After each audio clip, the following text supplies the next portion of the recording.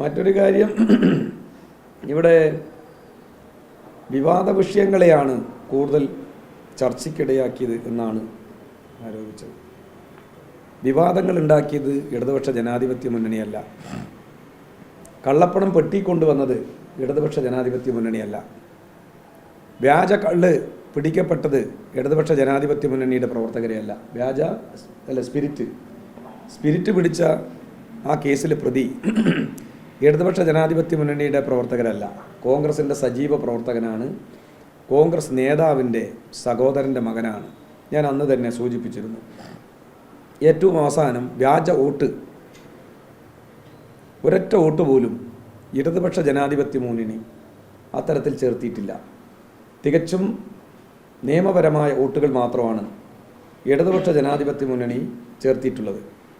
ഇതെല്ലാം വിവാദമാണ് എന്ന് സ്ഥാപിക്കാനാണ് ഷാഫിയുടെയും കോൺഗ്രസ് നേതൃത്വത്തിൻ്റെയും ഒരു ലക്ഷ്യം.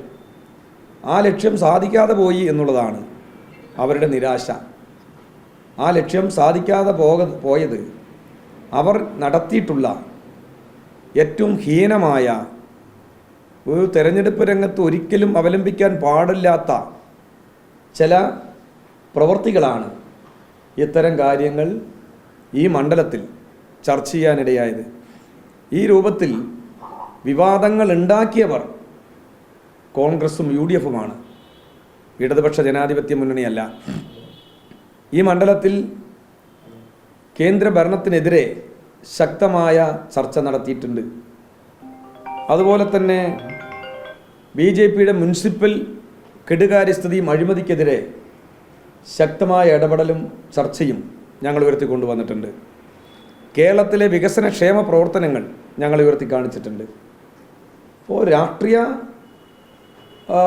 ചർച്ചകളും കേരളത്തിലെ വികസന പ്രവർത്തനങ്ങളെക്കുറിച്ചെല്ലാം ഈ തെരഞ്ഞെടുപ്പിൽ വലിയ ചർച്ചകൾ ഉണ്ടാക്കുന്നതിനോടൊപ്പം തന്നെ കോൺഗ്രസിൻ്റെ ഇത്തരത്തിലുള്ള വ്യാജ വോട്ട് ചേർക്കലും വ്യാജ പണമെത്തിക്കലും അതുപോലെ തന്നെ സ്പിരിറ്റ് എത്തിക്കലുമെല്ലാം ഈ മണ്ഡലത്തിൽ ചർച്ചയായത് തെരഞ്ഞെടുപ്പിനെ ഏത് നീചപ്രവൃത്തിയും ചെയ്ത് അട്ടിമറിക്കാനുള്ള UDF-ൻ്റെയും BJP-യുടെയും ശ്രമത്തിന് ഞങ്ങൾ ശക്തമായി ഇടപെട്ടു എന്നുള്ളതാണ് ഈ തെരഞ്ഞെടുപ്പിൽ ഉണ്ടായിട്ടുള്ളത്.